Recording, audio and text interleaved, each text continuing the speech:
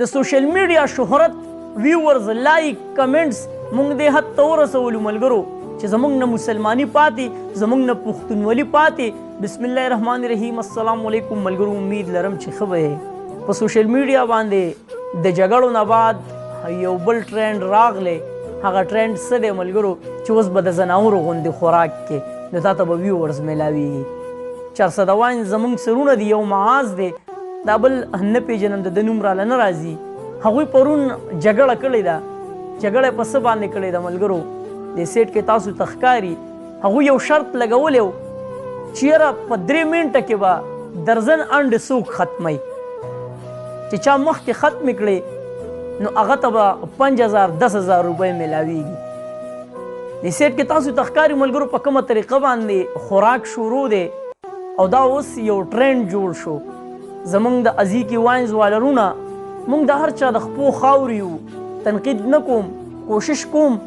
که چېرې زمونږ د دې اواز په ذریعه باندې زمونږ د وروڼو ته یو ښه غوندې پیغام لاړ شي نو ډېر به ښه هغوی زما نه ډېر هوښیار دي هغوی زما نه ډېر تعلیم یافته دي کیدای شي د هغوی دا سوچ ټیک وي زما دا غلط وي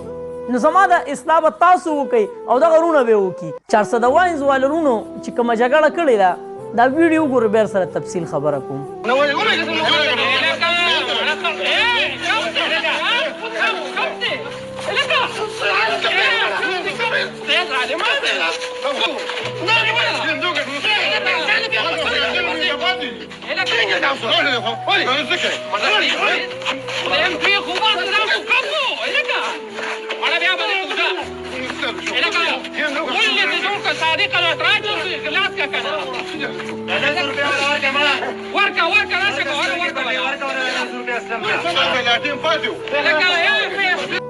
ویډیو تاسو وکړه ملګرو په یو بل باندې ګزارونه کړي دي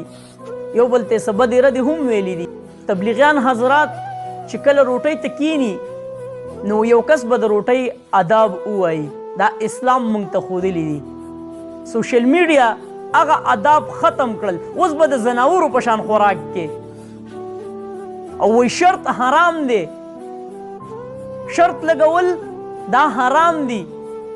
نو زه دا حیران یم چې مونږ کوم طرف ته روان یو دا سوشل میډیا مونږ په صحیح طریقه ولې نه استعمالو دا موبایل مونږ په صحیح طریقه باندې ولې نه استعمالو د موبایل مونږ له څومره نقصان راکو آیا مونږ دا سوچ کړی دی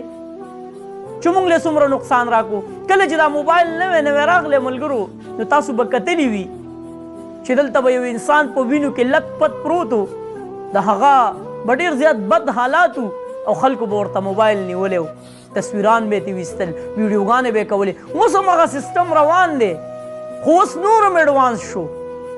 د زیشان او د پالوان چې کومه لانجه وه د یو ورځ به 3 مخکې نو په هغې کې زمونږ هغه رونو یو ورته موبایل نیولی و بل ورته ولاړو حالانکې زیشان ورته ویل چې ګوره خواله به نه راځئ که چېرې عام چاپېرچل باندې تاسو وګورئ ملګرو نو کله چې یو کمزوری سړی په یو طاقتور سړي باندې ورځي او جګړه ورسره کوي نو د هغه دا سوچي چې یاره زمونږ خلاصې به وشي سوشل میډیا دې حد ته ورسېده چې اوس به 2 کسانې انښتې وي جګړه به وي خو نه موږ به تماشه کوو موبایل به نه ړقوو خلاصې به نه کوو خو د سوشل میډیا استعمال موږ کوم حد ته ورسولو دین زمونږ نه پاتې اسلام زمونږ نه پاتې هر یو څیز زمونږ نه پاتې پښتونولي زمونږ نه پاتې د ځناورو په شان خوراک موږ نوجوانانو ته وایو چې د ځناورو په شان خوراک به کوئ او داسې قسم ویډیوګانو ته ویورز ولې زیات میلاویږي ملګرو دا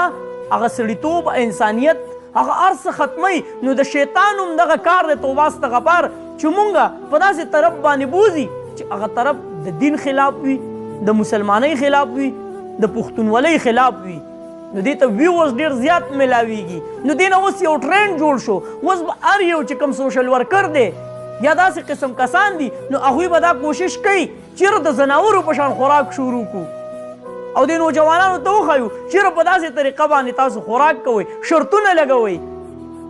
بسم الله مو وایې دا ځناور که خیال مو کړی ملګرو د دې ځناور د دې خوراک دا طریقه څه عجیبه وي بسم الله نه وایي لاس نینځي خو خوراک دی بس معدې ته ورچوي نو چې کله یو بېادبۍ خوراک څوک کوي نو خلک ورته په جواب کې وایي ای لکه دا ته څه د ځناورو په شان خوراک کوې نو دا هغه د ځناورو خوراک دی دا څه طریقه ده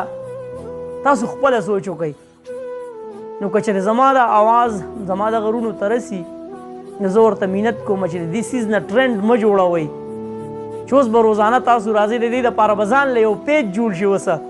دا مسله پکې هم شته که نه دا چې کوم سوشل ورکران دي یا زمونږ دغه واینز والرونه دي نو د هغوی دا سوچ دی چېرې مونږ کوم شرطونه لګو مونږ کوم د خوراک طریقې کوو نو هلکه دا ډېر زیات خوښوي زمونږ دا پښتانه دوی له لایک هم ورکوي په دې باندې میلیونه پورې ویورز هم راځي راشه دې له ځان له یو پیج جوړ کړه که پیج نه جوړوئ نو په هغه خپل پیج باندې به روزانه یو شرط تاسو له راوړي د بېادبۍ د خوراک نو آیا دا طریقه ټیک ده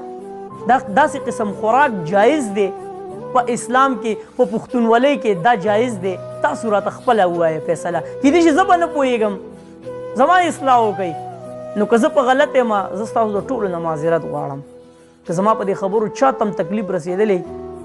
نو ما ته د زړه نه معافي کوئ زه هېڅ هم نه یم زه ستاسو د ټولو د خپو خاورې یم خو به طور مسلمان به طور پښتون